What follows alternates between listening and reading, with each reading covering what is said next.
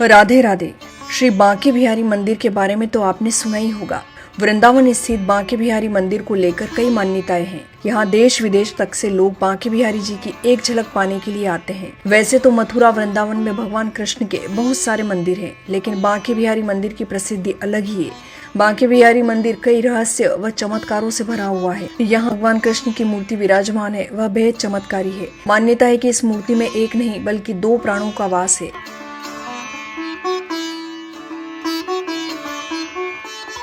आइए जानते हैं बांके बिहारी मंदिर में ये मूर्ति कहाँ से आई। यहाँ पर मंगला आरती इस साल में एक बार ही क्यों होती है? बांके बिहारी जी के चरणों के दर्शन भी इस साल में एक बार ही क्यों होते हैं? बांके बिहारी जी बंसी धारण क्यों नहीं करते हैं? मंदिर में घंटियाँ क्यों नहीं है? बांके बिहारी जी की मूर्ति के सामने हर 2 मिनट में पर्दा क्यों डाला जाता है? ऐसे कई सारे प्रश्न हैं जिनके उत्तर जानने की जिज्ञासा आपके भीतर भी होगी। तो चलिए जानते हैं बांके बिहारी जी की मूर्ति के प्राकट्य व उससे जुड़े रहस्य। श्री बांके बिहारी मंदिर जो उत्तर प्रदेश के मथुरा जिले के वृंदावन धाम में स्थित है, यह मंदिर भगवान कृष्ण को समर्पित है, जो श्रद्धालुओं की अटूट आस्था का प्रतीक है। असल में यह मंदिर भगवान कृष्ण के बाल स्वरूप को समर्पित है।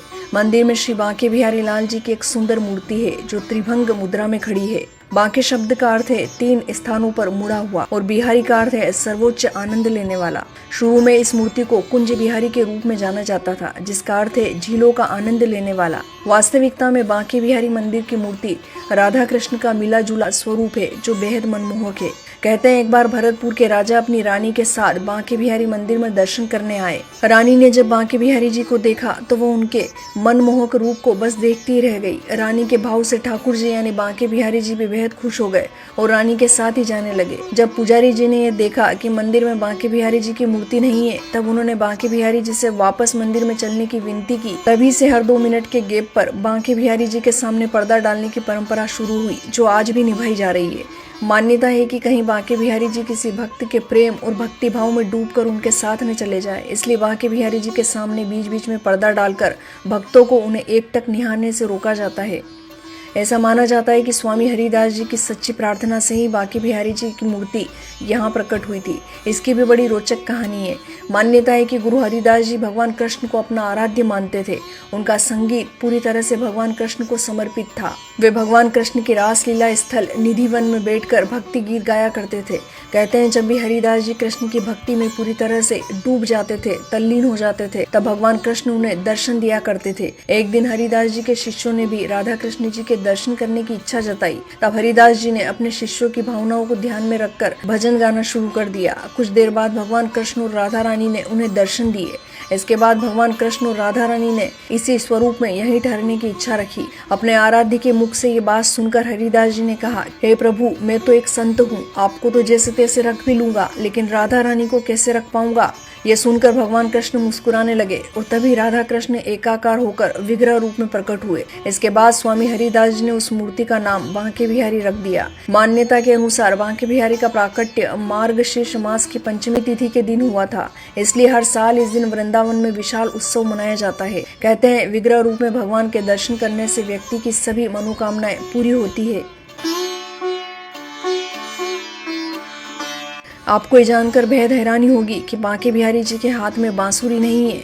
उनके उपासकों का मानना है कि बांके बिहारी जी के हाथ बेहद कोमल है, ऐसे में उनके वो कोमल हाथ रोजाना बांसुरी धारण नहीं कर सकते। बिहारी जी को केवल शरद पूर्णिमा के दिन ही साल में एक बार बांसुरी धारण करवाई जाती है। इतना ही नहीं, मंदिर में घंटियां भी नहीं है। इसके पीछे की मान्यता ये है कि यहाँ पर ठाकुर जी बाल स्वरूप में विराजमान है। ऐसे में घंटियों के बजाने से वे चौंक सकते हैं और परेशान हो सकते हैं। मंदिर में बांके बिहारी जी के बाल स्वरूप और बाल स्वभाव को ध्यान में रखा गया है, जिस कारण मंदिर में न तो घंटियां और न ही आरती के समय थाली या कोई भी तेज आवाज वाली चीज बजाई जाती है।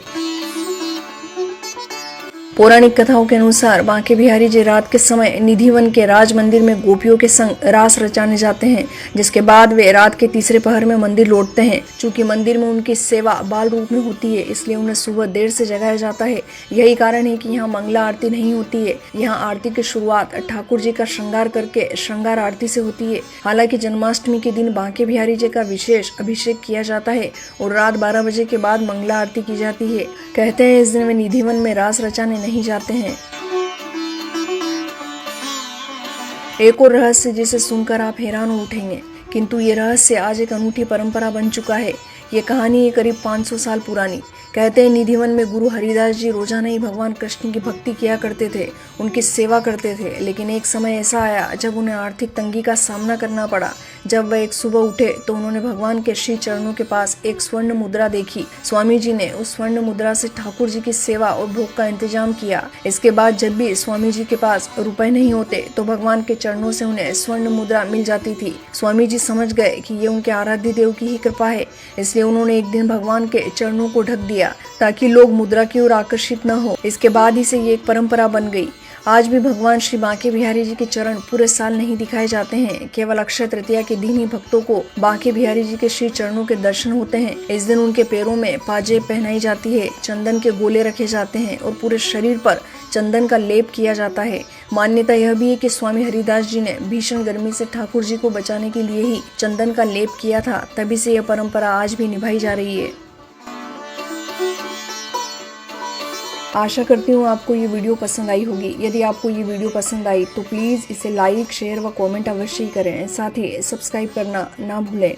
ऐसी और भी वीडियो देखने के लिए चैनल पर बने रहिए, क्योंकि आपका सपोर्ट ही हमें एक नई वीडियो बनाने के लिए प्रेरित करता है। जय श्री कृष्ण।